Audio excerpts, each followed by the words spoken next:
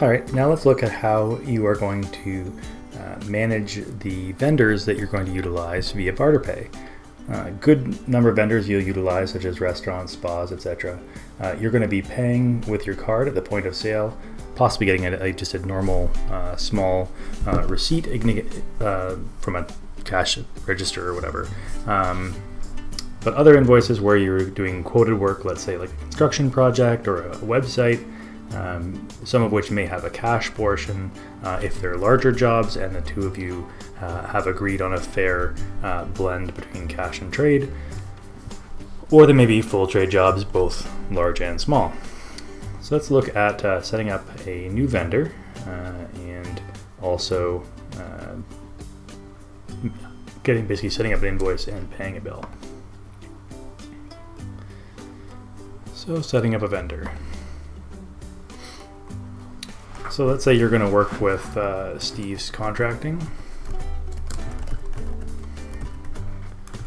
Steve Kanabi is going to be your contact. You may or may not put a reference in there. You may say BarterPay or BarterPay 002, so because to identify that they're a vendor that you're utilizing through BarterPay, at least in part. You need to identify a province, Ontario, and then you want to identify the common account that, generally speaking, you're going to be posting the expenditures to Steve to. Obviously, you can change this on any particular invoice. Let's see what we've got available here. Well, we don't have necessarily a great category already pre-created. Rather than creating at this point, I'm just going to put it under general expenses. But you might have some sort of upkeep or maintenance. I mean, I could have put in maintenance and repairs as well. It's possible that you're also looking at putting it under leasehold improvements and capitalizing it, which you would create an account for that. But this is just being a basic setup for accounting, doesn't happen to have that, so we'll stick with general expenses. Under payment details,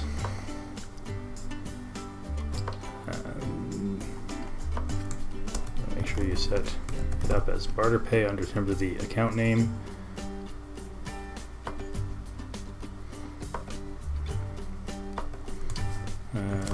We agree to BarterPay terms with this vendor. On larger jobs, there may be both Canadian dollar, and BarterPay.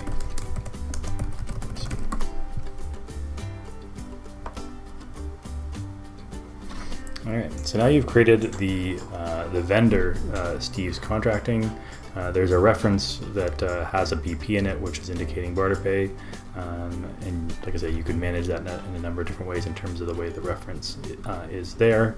You also could have put it as part in brackets beside his name, that it's BP, that basically so you can highlight that that's a contact or a vendor that is at least in part doing BarterPay. And I say in part because if they're doing contracting, it is possible or likely that they're doing work that is over the $5,000 kind of below the limit, where basically below $5,000 everything has to be 100% trade, and then over $5,000 it's obviously negotiable, in this case between Marshall Bob's Saloon and Steve's Contracting.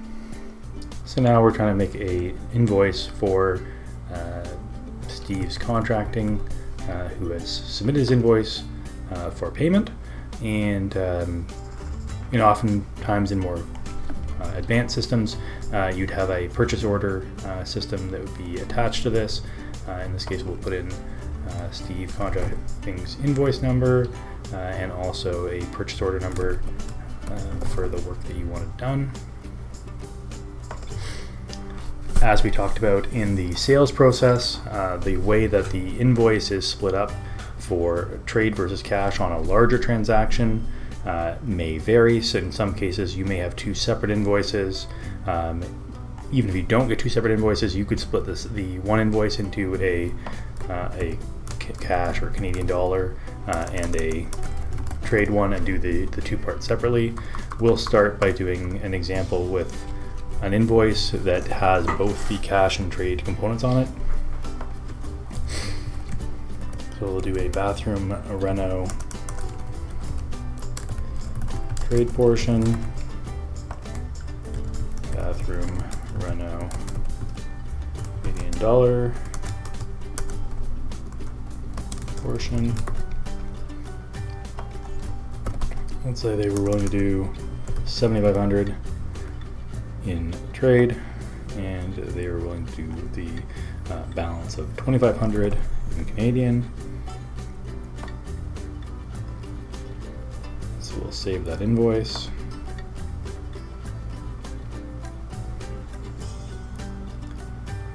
And now we need to record the invoice, the payment.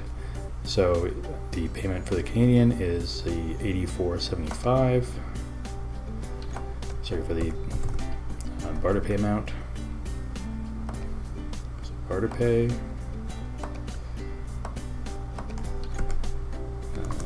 Maybe transaction number.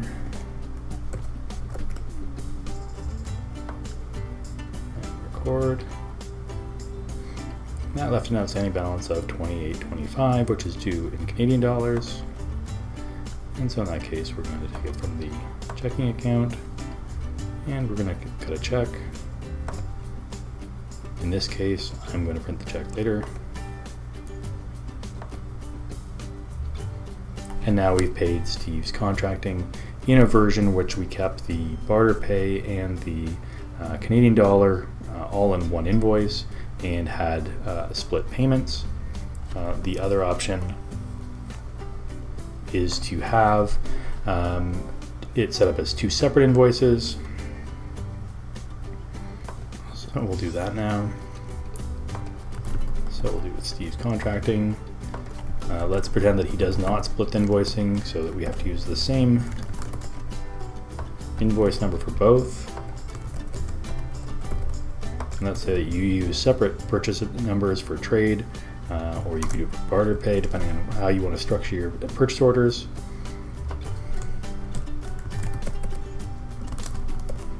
In this case, now you don't need to necessarily put trade in the line item because you've identified it in the reference number up here. And as before, it's going to be for $7,500. And now you have a trade invoice that is set up for $84.75.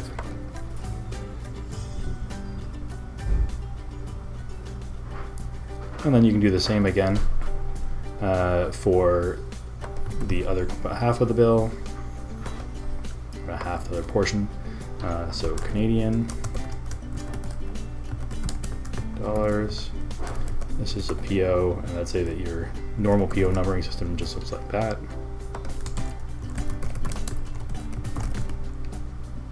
And the expectation here was $2,500.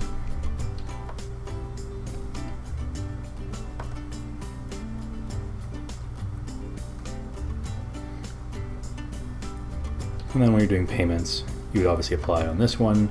You would apply it to check, record. Once again, we'll print them later. And then on the other vendor invoice, it's still outstanding, so that unpaid one here, we'd record payment, and we'd record the barter pay account,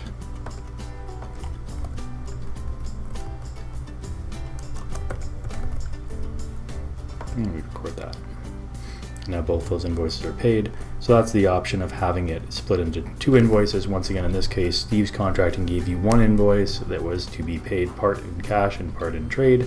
And the other option would be that if he was to give you two separate invoices, which makes your life easier as well, because then you have a distinct trade invoice and a distinct cash invoice for the larger transaction.